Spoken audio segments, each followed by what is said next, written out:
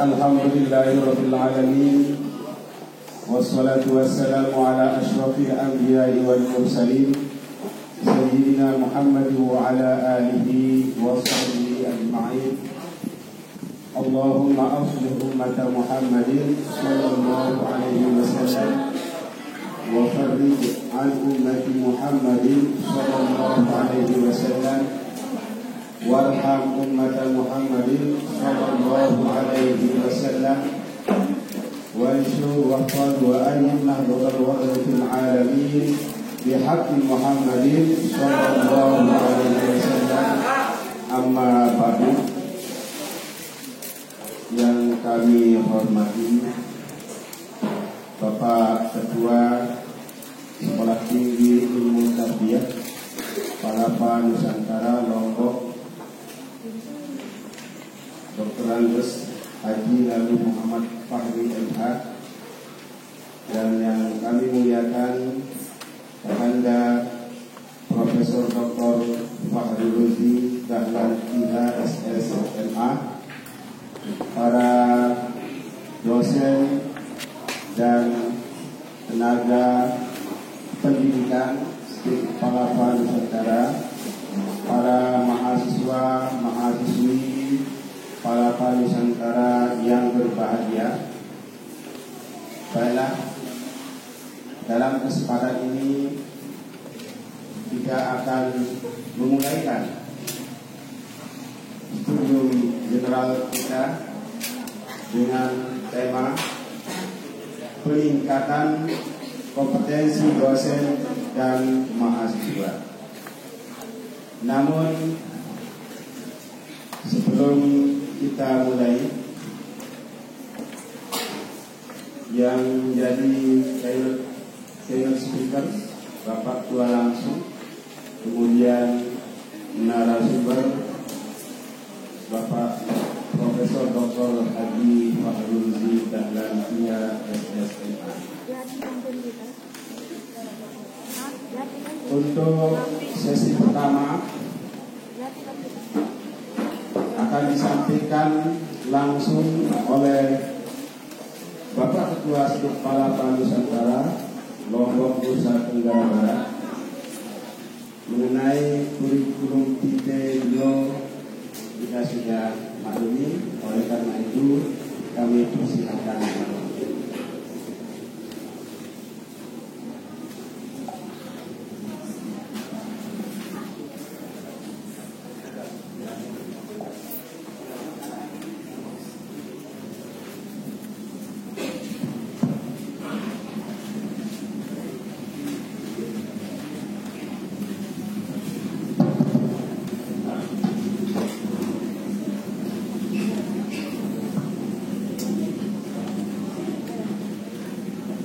Bismillahirrahmanirrahim. Assalamualaikum warahmatullahi wabarakatuh.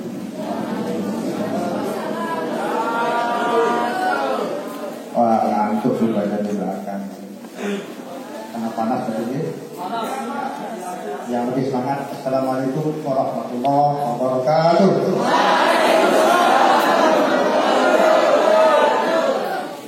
Alhamdulillah wassalatu wassalamu ala asyrafil mursalin sayyidina Muhammadin wa ala alihi wa sahbihi ajma'in. Allahumma rabbi shrah li sadri wa yassir li amri wa hlul 'uqdatam min lisani yafqahu qawli.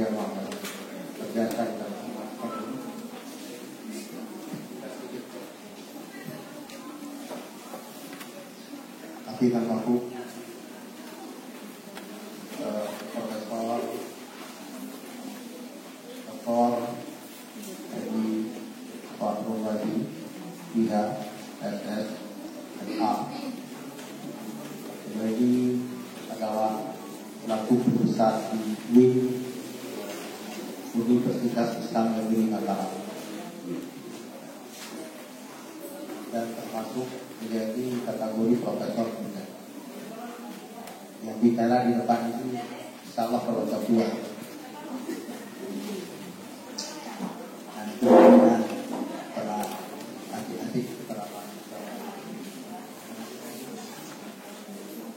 Bapak-bapak ketua program studi, baik PAI, pendidikan guru madrasah ibtidaiyah PGRI,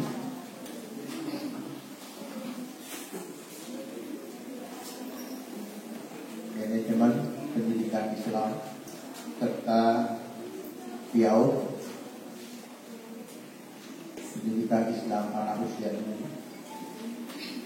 beserta sekretaris jurusan yang saya banggakan. Jadi itu ini bukan ini ada saya hadir, bapak-bapak ibu dosen sertifikasi dari EP2M yang juga saya banggakan dan muliakan, bapak-bapak ibu dosen kepala tinggi di Universitas Palapa Nusantara yang juga saya banggakan, adik-adik para mahasiswa,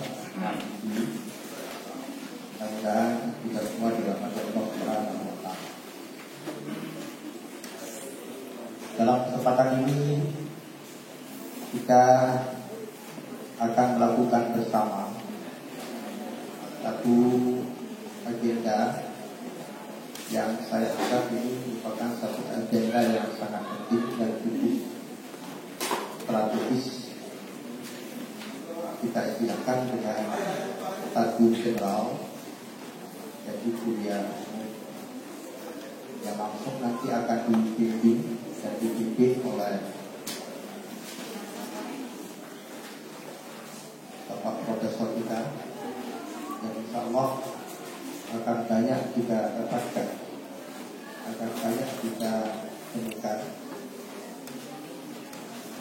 bahwa kita ini masih sangat kurang, bahwa kita ini masih sangat haus dan butuh peningkatan wawasan, peningkatan SDM dalam kaitan dengan bagaimana kita melaksanakan semua kegiatan-kegiatan yang berkaitan dengan semua program di lembaga perguruan tinggi. Kalaulah tidak mencoba untuk lebih membandingkan kita, salah seorang imam besar kita sebagai Hujjatul Islam, beliau terkenal sebagai pembela Islam, jika dikatakan Hujjatul Islam. Dalam satu ungkapan di sebuah kitab besar, beliau mengatakan bahwa menuntut ilmu itu adalah alur mengarah kepada terwujudnya satu ketakwaan kepada Allah Subhanahu wa Ta'ala. Dan menyampingkan ilmu pengetahuan itu adalah ibadah. Dan mengulang-ulangi, mengulas kembali, membaca kembali, membahas kembali ilmu pengetahuan itu merupakan zikrullah.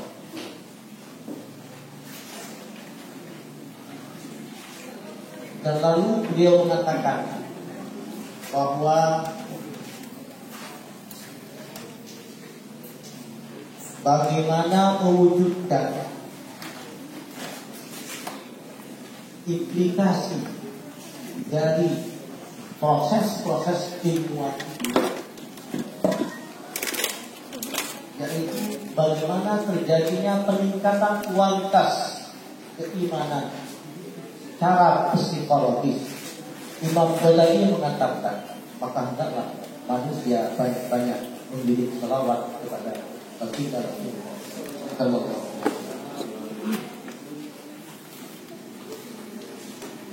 Ulasan yang begitu singkat, Imam Ghazali memberikan satu perhatian yang begitu tinggi akan penting dan maknanya yang namanya ini, bahwa kalau kita mencoba juga melihat kata-kata bijak dalam Al-Mahfuzah, mungkin di situ banyak ungkapan yang sangat bijak bisa dijadikan sebagai referensi. di mana ulama mengatakan al-ilmu nurun adalah la yastati'u insan an yaqdiya la yastati'u insan an yaqsiyatul wala illa bimaqdihi. Manusia tidak akan pernah mampu untuk berjalan di tempat yang gelap illa bimisbah, kecuali dengan lampu. Wa kadzalika ayat dunia.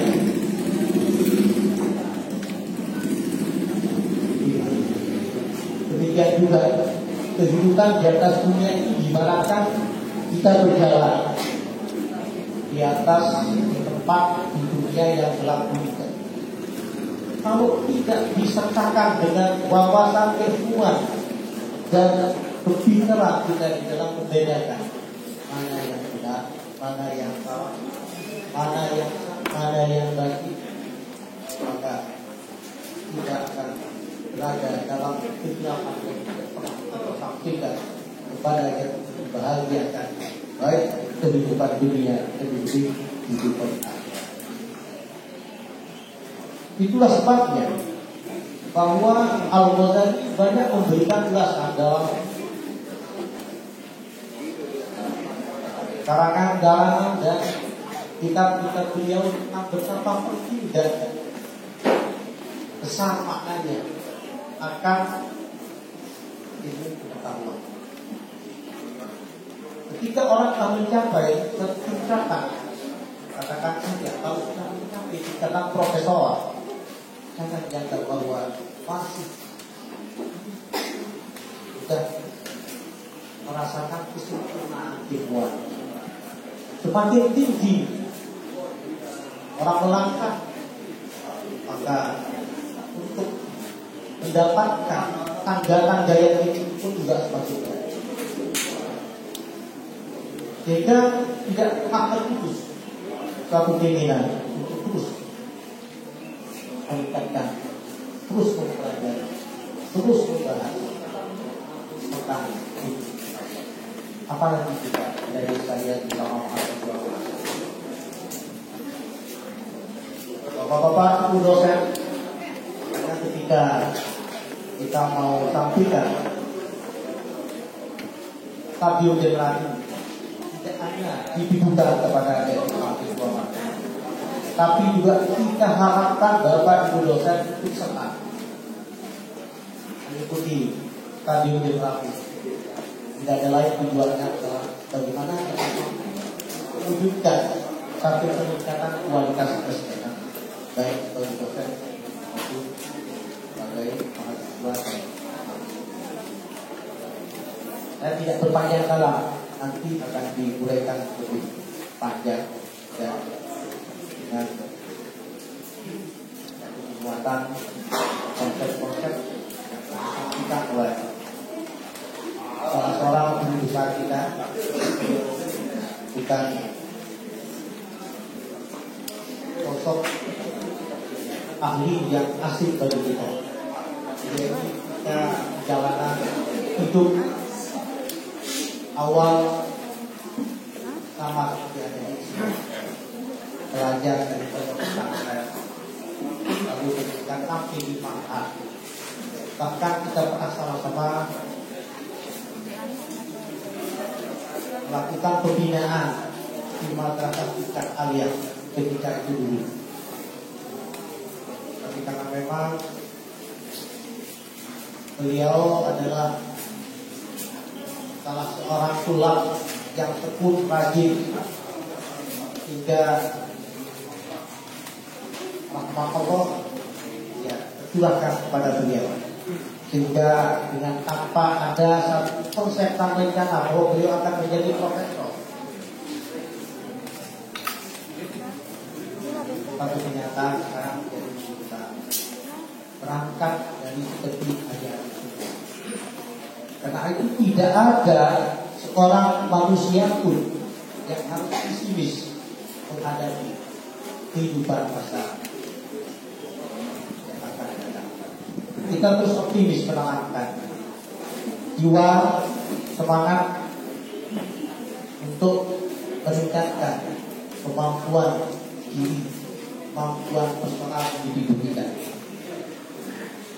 Dengan semangat, motivasi, maka insya Allah kita mungkin kita tidak akan anggurkan saja, tapi dengan ketulusan, kegigihan, ketekunan, insya Allah nanti kita akan merasakan bagaimana sesungguhnya diubah dan dunia yang memang kita harapkan.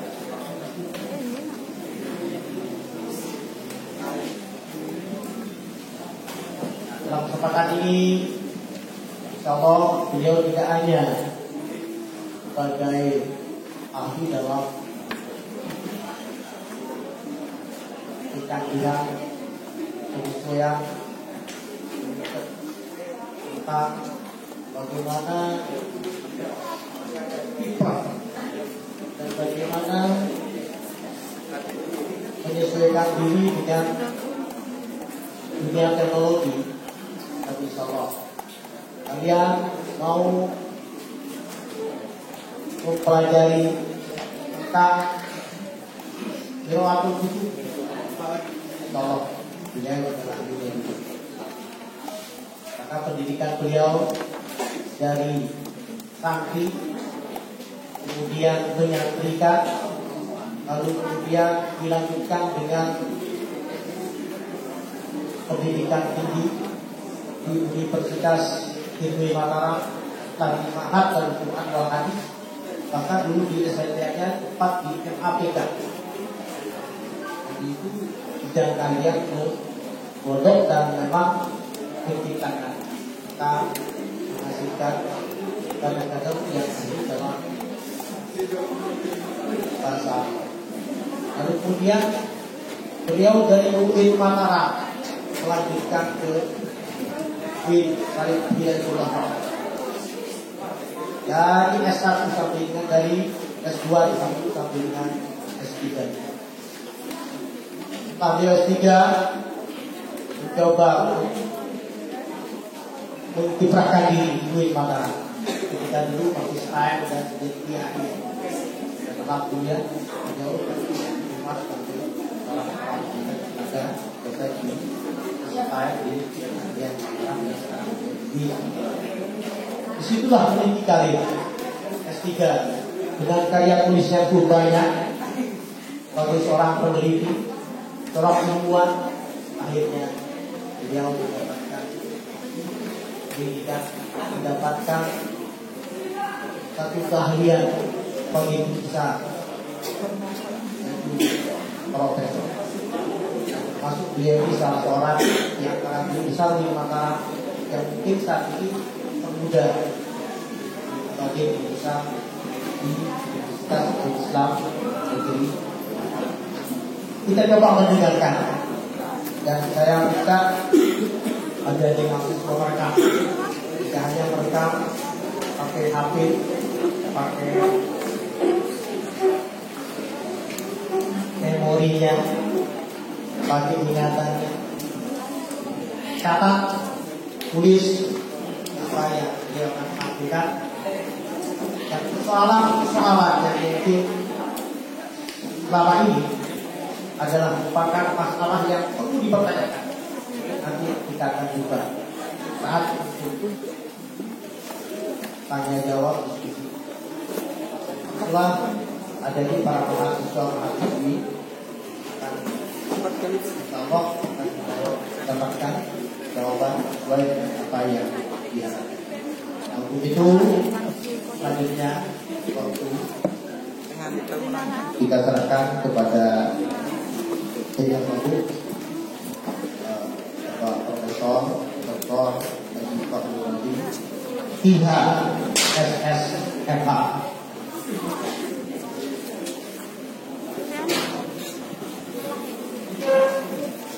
Cukup sampai di sini. Ada nomor wali yang bermain. Tidak harus hidayah. Allah Subhanahu wa taala. Wassalamualaikum warahmatullahi wabarakatuh.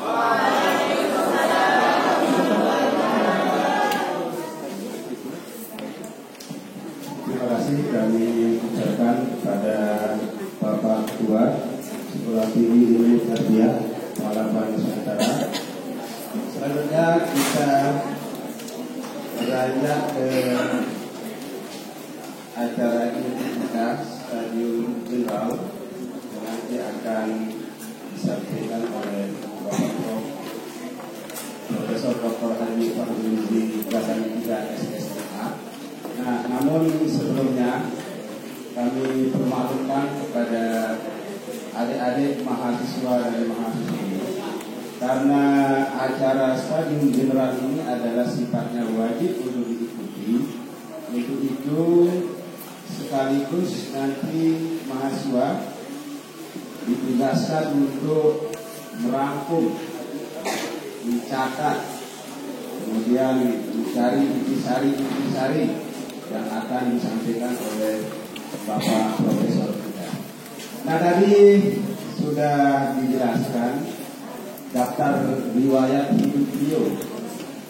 Nah, saya sedikit saja menjelaskan ya tentang yang lain tadi, di samping bagaimana prestasi beliau yang kebetulan alhamdulillah saya pribadi mengikuti jejak langkah beliau itu dari tahun 1994. Ini sama kita lanjut. Tapi saya sanawiyah mengadili Nabiul Mahar. Nah, secara adik kebetulan dulu kita bergabung di namanya HPPN Kecamatan Luar Jiwaru. Nah, beliau saat itu langsung sebagai pembina dan sekaligus membina kami saat itu.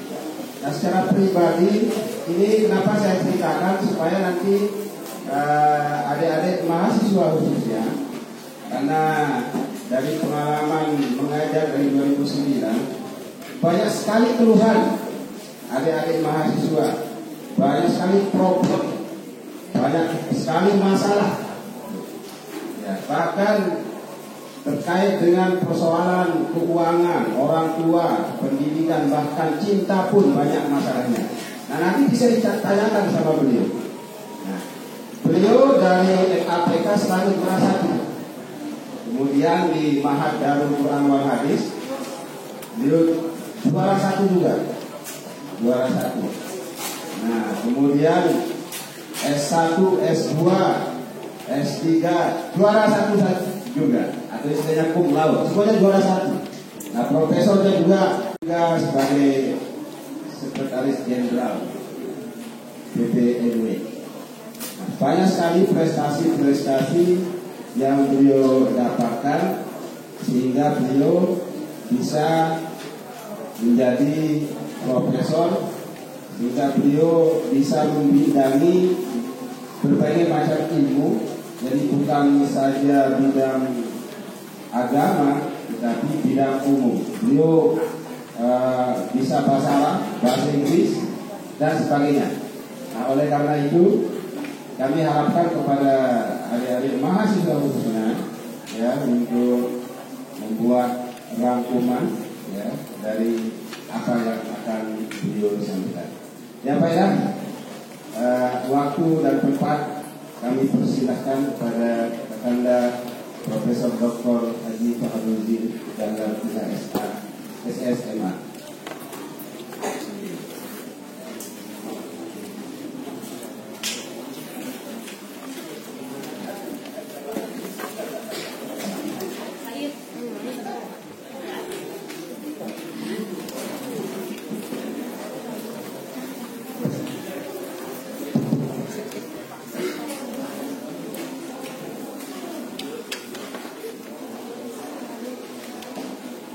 Bismillahirrahmanirrahim. Bismillahirrahmanirrahim. Assalamualaikum warahmatullahi wabarakatuh.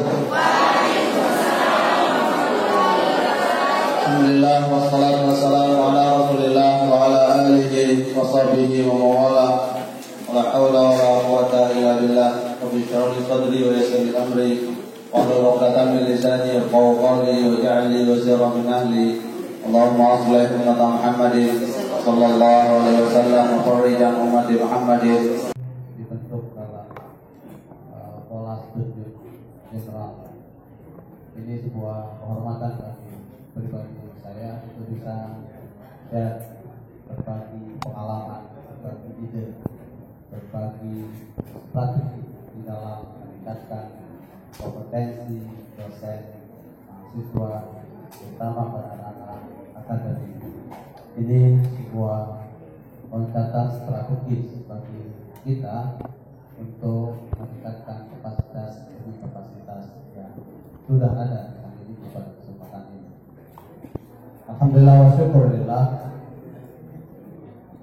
pada momen yang strategis ini izinkan ya untuk menyampaikan hal-hal terkait dengan kompetensi. Meskipun sesungguhnya kita sudah maklum bersama tentang makna kompetensi, tapi perlu penajaman pada ranah konseptual kuat dalam menerapkan kompetensi itu dalam wujud nyata akademik. Itu yang paling penting.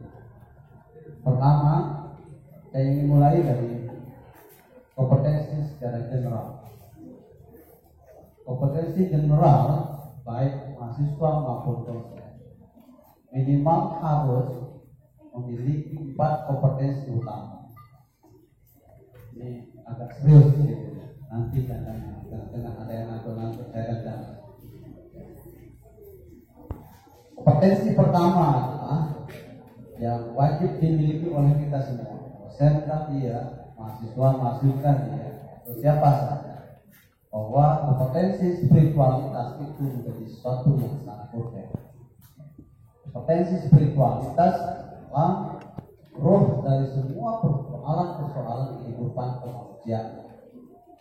Tadi sudah disebut oleh Waktua bahwa Imam Ghazali kuat pada ranah kompetensi spiritualitas. Imam Ghazali menjadi pengarang kita lebih dari 50 karya tulis Imam Ghazali disebabkan oleh kompetensi yang beliau miliki adalah kompetensi spiritualitas.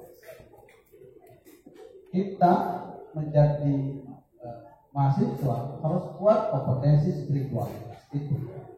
Apa indikator kompetensi spiritualitas? Indikatornya adalah setiap kita memiliki giroh semangat untuk melakukan aktivitas semata-mata optimisme karena Allah. Itu spiritualitas. Kita belajar, kita kuliah semata-mata karena Allah Subhanahu.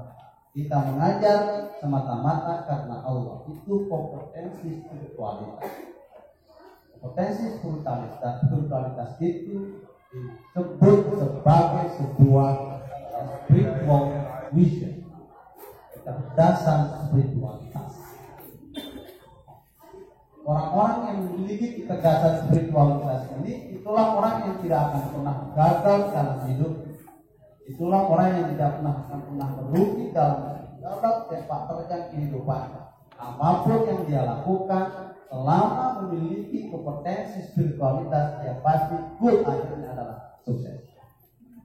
Kenapa? Karena memang Allah sudah memberikan jaminan wal asri innal insana lafi khusr.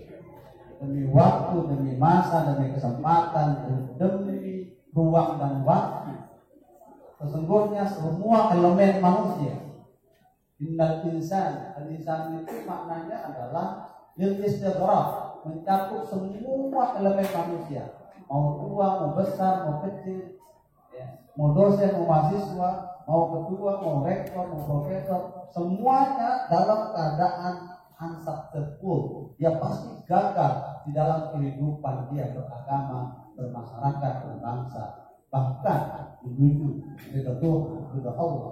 Pasti gagal jika tidak memiliki kompetensi utama pertama adalah amanah, spiritualitas, iman. Maka jangan pernah menyerah dalam dinamika kehidupan itu. Orang-orang yang beriman itu diuji spiritualitasnya oleh Allah SWT dalam segala dimensi. Maka kita menjadi mahasiswa harus tahan dalam semua dimensi akademik yang kita lalui. Sebagai dosen harus tahan banting dalam ranah-ranah akademik. Maka kita sebagai orang yang memiliki dimensi spiritualitas, dia selalu senyum dalam segala dinamika kehidupan itu. Kenapa? Karena semuanya bertautan diri dengan Allah Subhanahu wa Ta'ala.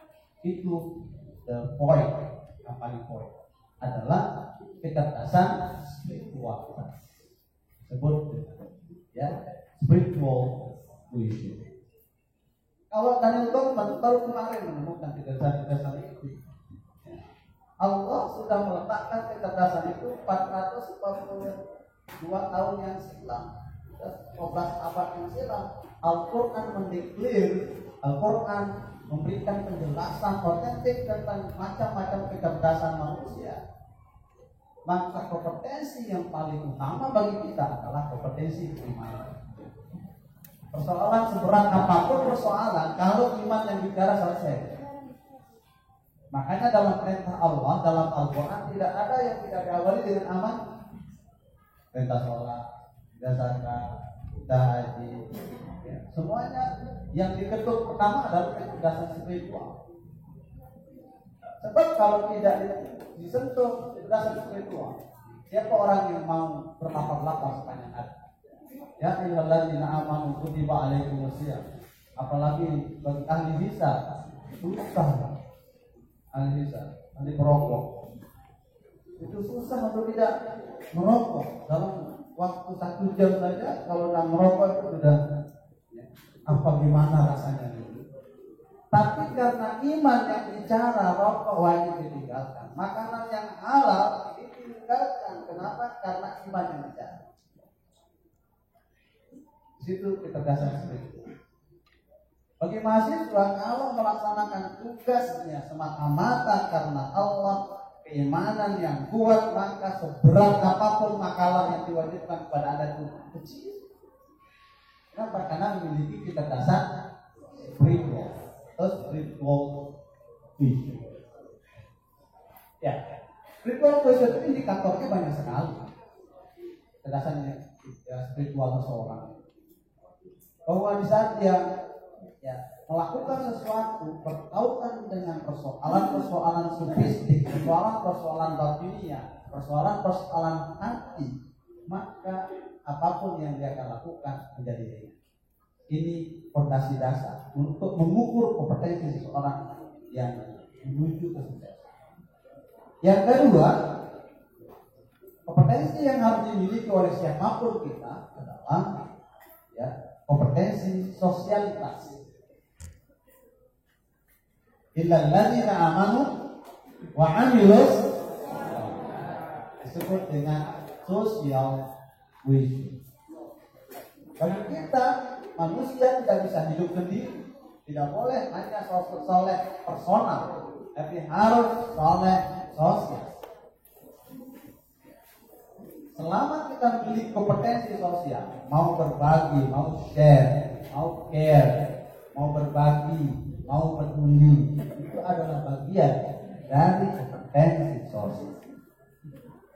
Kompetensi sosial itu bagaimana cara mengasahnya? Harus banyak berinteraksi, berdialektika, berkomunikasi dengan sosial lingkungan di mana kita berada.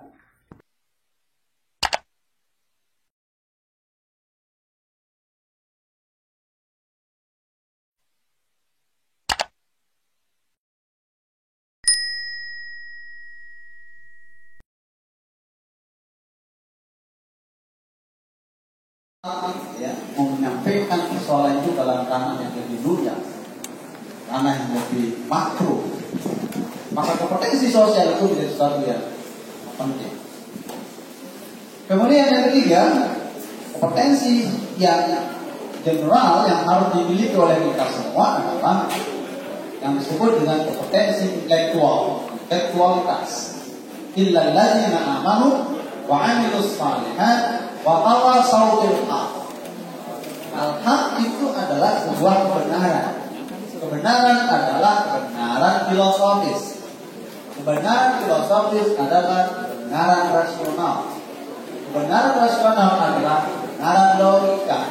Kebenaran logika adalah kebenaran intelektual. Itu nanti maka hal itu adalah kebenaran intelektual.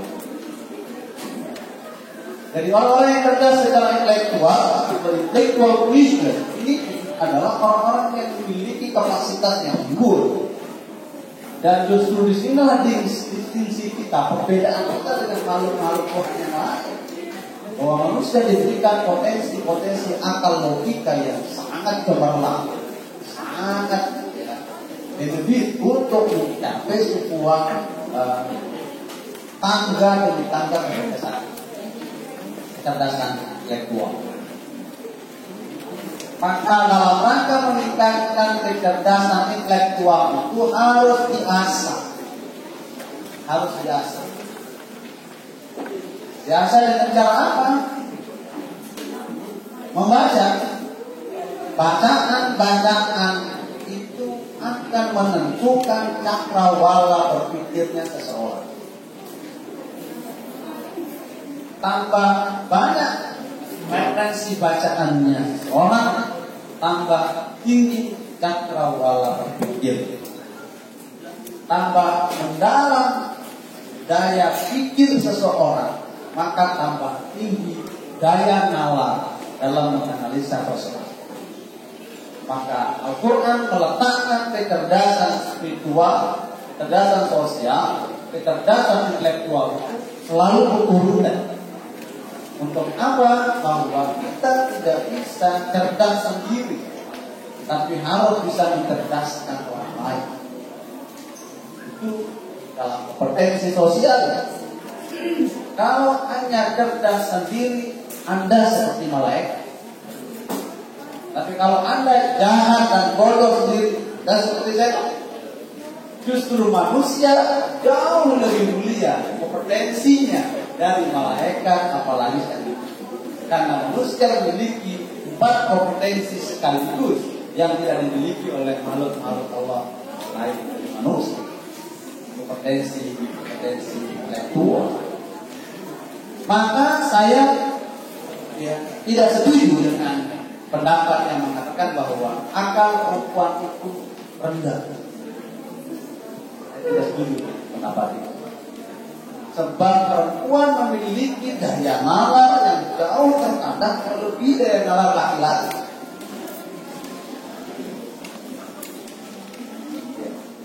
Kita lanjut katakan.